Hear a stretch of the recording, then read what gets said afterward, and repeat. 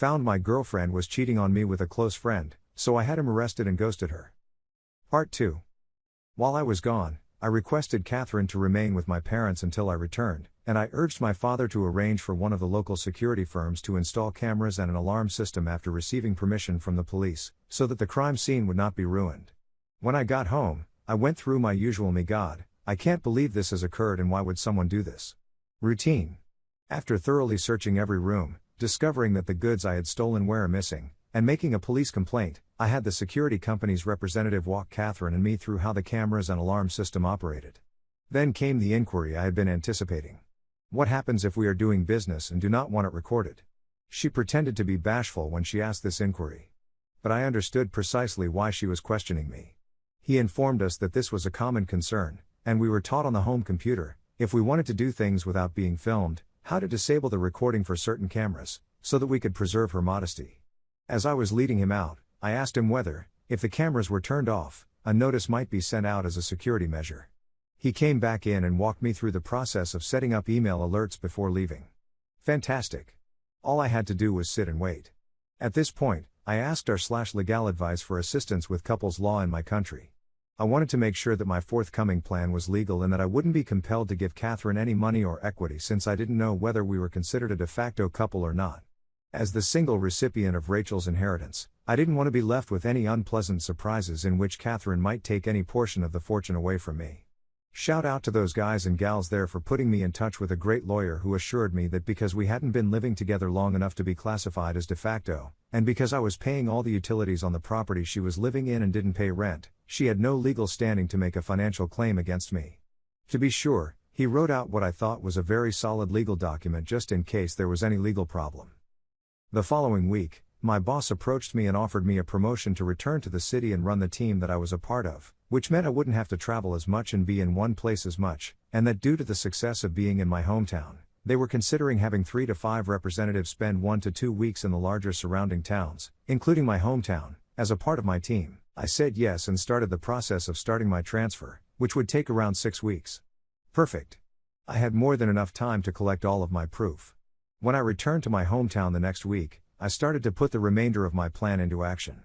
I requested Harry to allow 1 week of vacation for Catherine for the next 2 weeks. I planned to take her and a few of friends on a retreat before making the greatest choice of my life for the second time. He sprang up and gave me a big embrace, complimenting me for being brave enough to try again. I embraced him back, but not in the manner I believe he envisioned at the moment. He agreed and reserved the whole week for me. I requested him not to tell anybody since I wanted to keep it as a surprise as possible. I knew it would spread like wildfire across the workplace, but that was my intention.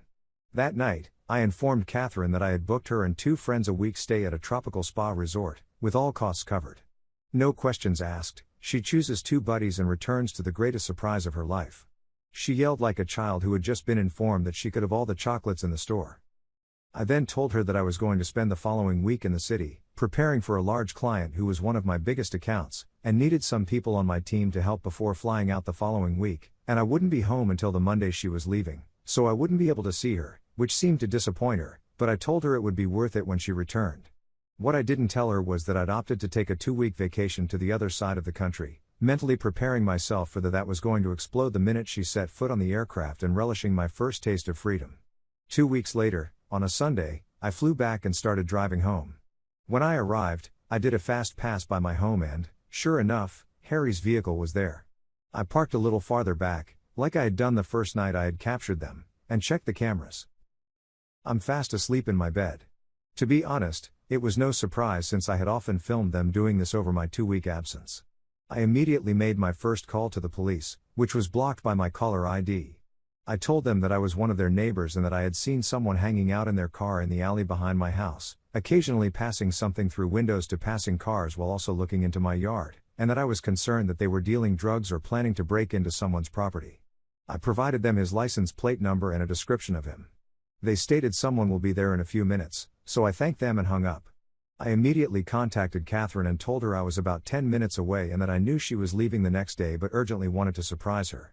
Looking back at the clip, I giggled at the noise I was shocked I didn't hear. Harry was half-dressed and dashing out the back door to his vehicle in a matter of seconds. I couldn't have wished for a more ideal scenario at that time.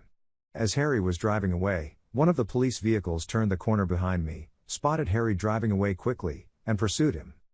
She fell asleep again after pulling in, greeting a happy Catherine, and performing the couple of things. I, on the other hand, couldn't get a wink of sleep. Her and her companions were packed into a vehicle the following day. I had to wait a few hours after they drove gone before I could start carrying out my plan. I phoned a removalist acquaintance and apologized for the late notice, but I wanted my home packed and relocated on Friday. After we agreed on a time, I informed him that he would need to transport some boxes to a storage facility, which he said would not be a problem. Then I started packing Catherine's things. Later that day, I received a call from the police asking me to come and identify some goods that had been captured from a suspect the night before and match the description of the items I had reported stolen. I smiled to myself, pleased that my plan for Harry had come to reality, and answered that I will be there immediately to pick it up. Of course, when I arrived, some of the goods were still missing, owing to the fact that they had to be at his home and they hadn't checked there yet. The town was bustling with news at this point. My hometown's events don't remain hidden for long. Harry was shamed and swiftly dismissed for his possession of narcotics and stolen goods, and our respective supervisors had tendered a formal apology to me on behalf of the firm earlier in the week. That night, I went to my parents' home and informed both my and Rachel's parents what had occurred, omitting important specifics, and that I was going back to the city after getting promoted, but Catherine wouldn't be there. They were unhappy at first because I hadn't told them what was going on, but they were relieved that I was handling things maturely and hadn't gone to their level, even if they didn't agree with ghosting Catherine. But I went home after a few beers, laughter, and tears. After a hectic week of coordinating cleaners for the next week, real estate to put my property on the rental market, and numerous other responsibilities at my hometown's office, I packed some items into my vehicle and traveled to my parents' house, where I bid farewell before the journey. I went to Becky's residence before leaving. Becky had been one of Rachel's closest pals since she was a child. She was the only other person who knew what was going on, sans the information about Harry. I couldn't have organized things as fast as I did without her assistance. I handed Becky a thick manila folder with all of my proof of her infidelity, as well as a letter and a few other legal paperwork from my attorney indicating that she was ordered not to contact me and instructions on how to get her items at the storage facility I had leased out. I said my goodbyes and traveled back to the city. I awoke on Sunday to multiple missed calls, voice messages, and text messages.